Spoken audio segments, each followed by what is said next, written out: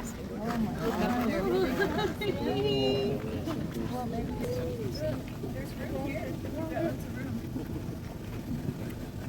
Good morning, everyone, and welcome to the aquarium. My name is Ashley, and I'm here with Maria, Danielle, and Becca, and we are working with our 3 southern male sea otters.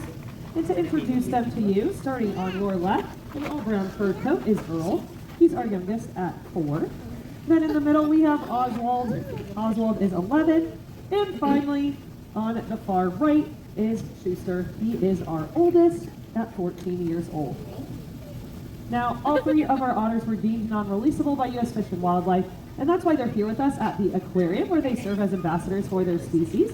This is also one of the only places you're guaranteed to see a sea otter on the Oregon coast, and a lot of that has to do with the fur trade that happened in the late 1800s and early 1900s. Historically, otters were found from Baja, California, to Hawaii up the west coast, into British Columbia, Alaska, and following that Pacific Rim into Russia and Japan. Unfortunately, these animals were hunted to near extinction for their fur coats, which were also paired with beaver pelts as well, and those were big items that were heavily favored in the fur trade. And back in those days, we did not have U.S. Fish and Wildlife to help with the take from the wild population, so there were local extinction events like here in Oregon. We have not had sea otter off the Oregon coast in over 100 years, and that is due to all of that hunting that went on. Now, the reason these pelts were so highly valued was because of how thick and warm they are.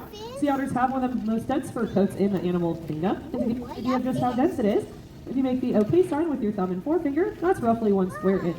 If you were to lay this circle down on one of our otters, you could count up to 1 million hairs in that little circle. Now, sea otters have hair because, unlike most marine mammals, these guys don't have blubber to stay warm. So when you're looking at them, you definitely notice you see a little bit more of that rib cage. That is pretty normal for a sea otter. That's because, again, they don't have blubber or that fat layer. So they stay warm by not only that beautiful fur coat, but their metabolism. It goes hand in hand and works together. So when sea otters are grooming, they're actually going to be rubbing their fur and blowing air into it. When they do that, they'll actually get those under hairs to kind of interlock, kind of like when you quilt or knit something together. All those hairs will kind of knit together, and that air that they're blowing in there will be trapped inside of that hair and create a natural barrier between the water and their skin.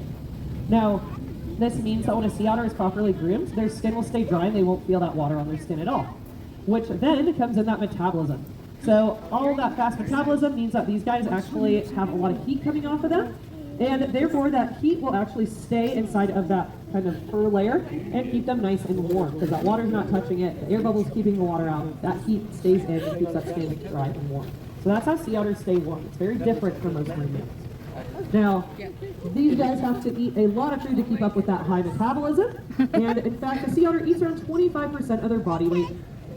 Now, that might not sound like a lot, but that means each otter here is eating anywhere between 13 and 16 pounds of food a day. So these guys, to help collect all of that food, they have a special adaptation called their pocket. So if you look right underneath those front paws, they have extra loose baggy skin in that armpit area. That is where the pocket is. And the pocket expands out kind of like a reusable grocery bag, so they're able to collect as many food pieces as possible per dive. So what they'll do is usually dive down and forage. They'll grab as many pieces as possible, put it in that pocket, come up to the surface, and get on their back like you see them doing now. Now, their diet consists of mostly marine invertebrates, so things like sea urchins, sea cucumbers, snails, different bivalves such as clams and mussels, shrimp, scallops, really crab, and even octopus. They have a wide variety they'll eat. In fact, one U.S. Fish and Wildlife study actually showed that a single otter will eat up to 50 different invertebrate species. They are not very picky animals. They eat a lot. Now, for animals that are growing and are kind of eating a little bit more, they're going to eat closer to 30% of their body weight, and mothers who have pups can eat up to almost 40 to 50% of their body weight. It takes a lot of food and a lot of energy to have a pup and take care of them. Now, mothers of pups usually have a singular pup. It's very rare they have 2, and that's again because it does take a lot of energy to take care of a sea otter pup. It's a 24/7 job, so mom has to groom them, she has to feed them, she nurses, and then she has to dive and fend for herself. And when sea otter pups are first born, they actually have a special type of fur that allows them to float, so that way mom is able to actually forage and dive and doesn't have to worry about baby at the top. Eventually, after about a month, the pup will start to follow mom. They can't dive too deep, so she'll have to collect food for herself and the pup and teach them to eat as well, and eventually teaching them to dive and go down and get their own food. So it is pretty labor intensive, and mom will usually have their pup with them from anywhere from about 6 to 12 months. Now, what's really cool about having our sea otters be rescued, all three have a pretty similar backstory, and that is as young pups, they actually were found separate from their mom. All three actually were down in California. They were rescued and rehabilitated at Monterey Aquarium. And Monterey actually has a really cool rescue and rehabilitation program with sea otters. They've been doing it a long time. They're pretty much pioneers of it, and it's really cool.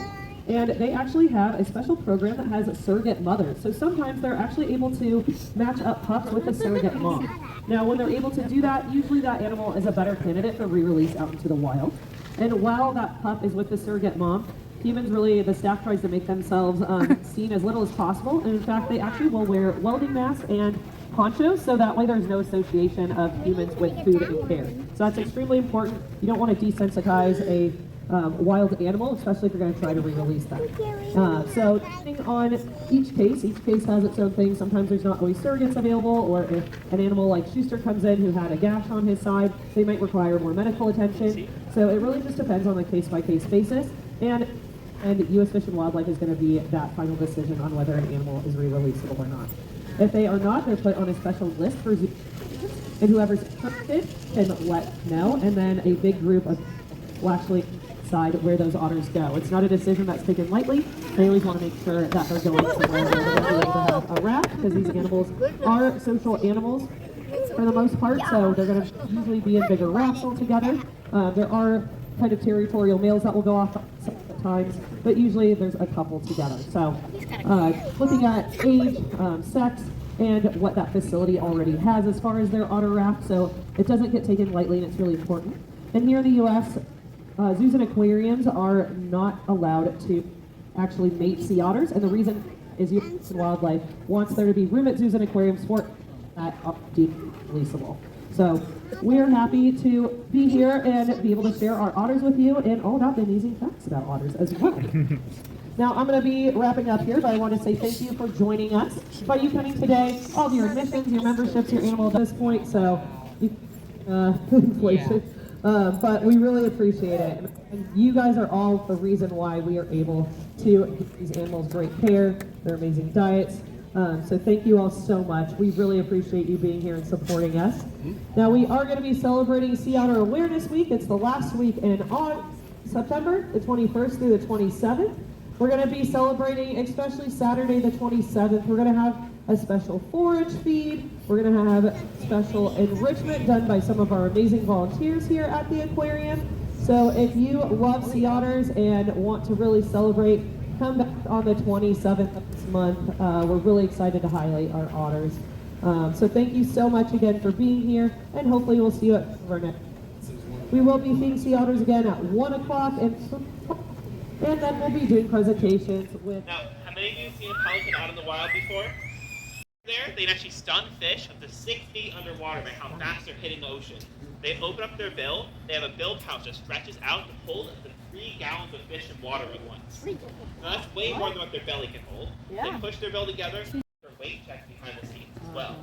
It's really important to note that we get regular weights on her, and we'll also comfortable trained to hop off these stumps and get fish, so thank you for doing that. But pelicans are definitely bigger than any backyard songbirds out there. But do any of you want to shout out a guess for how much you think our pelican weighs? 50 and 40 pounds. 25? Any other guesses? 25. 15. I think 25, 15, I think 10. She's even lighter than all those. She only weighs 7 pounds. Wow. So she has to be as lightweight as possible in order to push off the water and soar around the sky. But she has to be heavier than other birds around her same size, but she can still dive into the ocean as fast as she does. While she weighs about 7 pounds, our turkey vulture has the same wingspan, about 6 feet. They stretch out their wings all the way, only weighs around 4 pounds. The birds have to be pretty lightweight in order to soar around the sky from there. While Pip's hanging out here with us, we also have a great chance to see her feathers as well. Now, she actually changed her feathers throughout the year. During the summertime, she still has her gray feathers on her body, but she has a very light brown color in the back of her neck. If you come back to see her 6 months later, during winter time, that brown coat in the back of her neck will be a really bright, bold brown, and she'll get more brown at the base of her throat as well. They'll commonly change her feathers throughout the year, but she'll also change her eye color throughout the year as well. In the middle of summer, she'll have brown eyes, but during wintertime, she'll have a beautiful shade of blue instead. She not only changes all her feathers every year, but also changes her eye color as well. And it's really up to her how much training she wants to do with us today as well. She can always choose if she wants to hang out, doesn't want the fish, just wants to stare at people a little bit. She also has the choice if she ever wants to just walk right back to her home behind the scenes. Someday she likes to do some people watching and just kind of check out all the people out there. But either way, we can also take care of a pelican here at the aquarium as well. We can take care of her physical health through things like regular vet checkups and a proper diet. But we can also, just as importantly, take care of her mental health as well. This is where we do something called enrichment. And enrichment is just kind of our fancy word for giving our pelicans new things to do on a regular basis. It can be as simple as giving her different food every day, just to feed her different things for brain sharp there, or give her different ways to explore the world. Pelicans are big fans of chewing things between their large bill. They have such a large mouth, it's a great way for them to explore the world. So oftentimes a brand new thing ends up in a pelican's mouth just a little bit there. Pip's a big fan not only of different large objects she can chew on, but also chasing down paper airplanes and chewing on those afterwards as well. But we can also give her different sounds and sights on a regular basis. Not only getting to hear and see new people during our presentation, she also has a disco ball we can hang up in our home behind the scenes so she can see different lights. She has wind chimes so she can hear different sounds, play the radio for her. All to make sure she's getting new experiences on a regular basis out there. This is nice. She wants to hang out and stare around a little bit here. Yeah. Is there shaky leaves? Is a shaky on the back? Does that mean anything? So great question. Her shaking those back feathers, kind of like her thinking face. It's her way of going, she's trying to figure out exactly what she wants to do next. She can choose to walk back home if she wants to. Some days she just kind of trying to figure out if she wants to stare at people, if she wants to go home, if she wants to get some snacks. So she's just making up her mind right now. Okay, I thought maybe it was anxiety. Oh yeah, it's a bit of an indecision bird right now. Yeah. Okay, sweetie. She always has that option. Definitely not nervous. Right up here with everybody. Yeah. Do we have any other pelican questions so far? While Pitt's hanging out with us here? Yeah. That's a great question. What's the main difference between the white and the brown pelicans? So there's a few ways to tell these two types of pelicans apart. Brown pelicans are actually the smallest of the 8 different species of pelicans across the world here. So Pitt not only is a pretty big bird, but she's pretty small for pelican standards out there. She is originally from North Carolina as well, and the brown pelicans found out on the East Coast are even smaller than our West Coast brown pelicans. Bye.